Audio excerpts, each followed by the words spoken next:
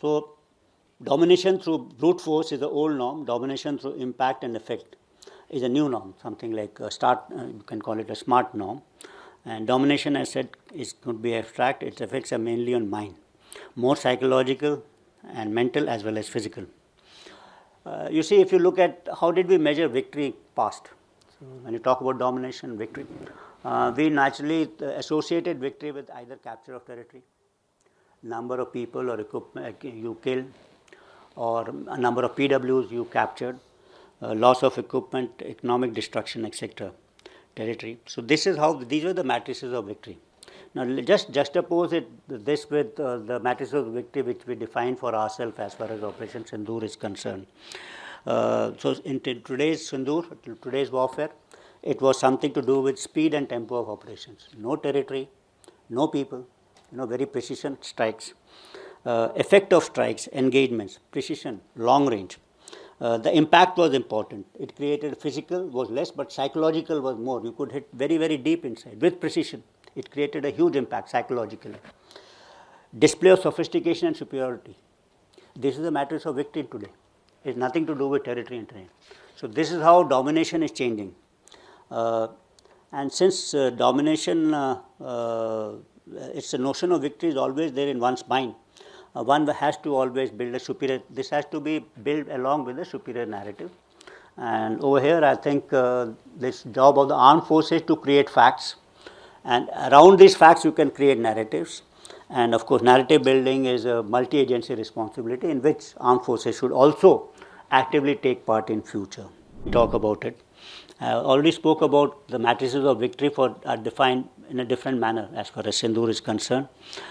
This is an operation which has not been called off, is still ongoing, and it may fitness of things if I correlate my talk about domination in Sindoor's context.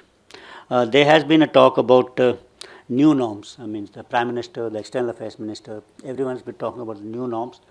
The most explicit was External Affairs Minister. In his speech in the Parliament, he mentioned these 6 new norms. First he said was terrorists will not be treated as proxies. So that's a new norm, political new norm. So when you say that terrorists will not be treated as proxies, means we are looking at not only proxies but the people who support them behind. So not only the perpetrators but also the supporters. So it's not only proxies who will be dealt with. So state and non-state comes into this. That's a military implication of this first political new norm.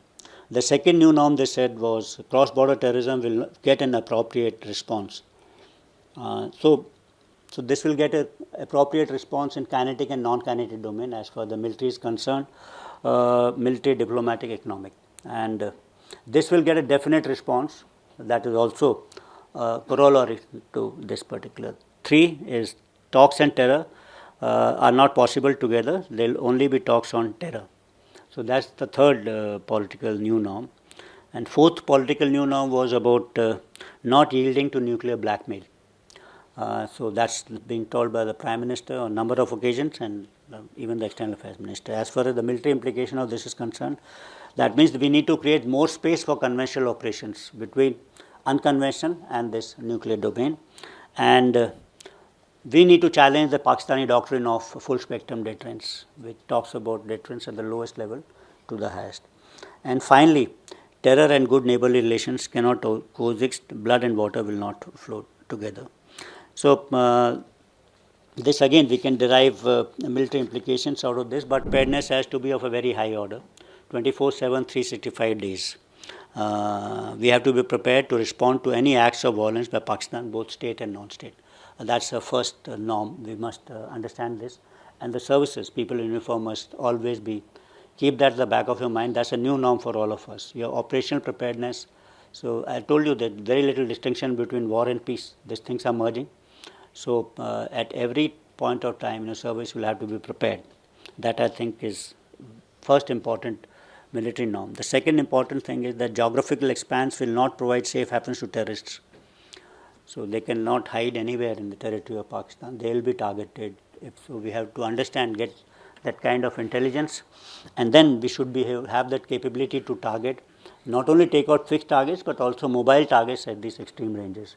So that should be a kind of a military norm for us. third military norm would be that greater reliance on a nuclear doctrine. I think the foundational element of a nuclear doctrine is no first use. That is essential to create that space for conventional operations, at least from the Indian side is concerned. So we should fundamentally strengthen that particular doctrine, and that's NFU is a bedrock, as I said, for creation of for conventional operations. We should be moving on to next level of jointness and integration, ever and ever. If whatever level we are, so that's a new norm for the military, because we want to fight better. We want to fight better and better tomorrow. So that means the level of integration between the three services had to be better every year than what it was happening in the past. So whether it is counter US grid, electronic warfare, intelligence generation, ISR, tracking, targeting, all this has to get integrated. So, and we all know in uniform that we are nowhere there to achieve this right now, but we must be doing it. And of course, last norm, which I think is maintaining the technological edge over our adversary, that will always remain. That at least with the Western adversary, we should have a distinct technological edge, which was demonstrated in this Operation Sindoor as well.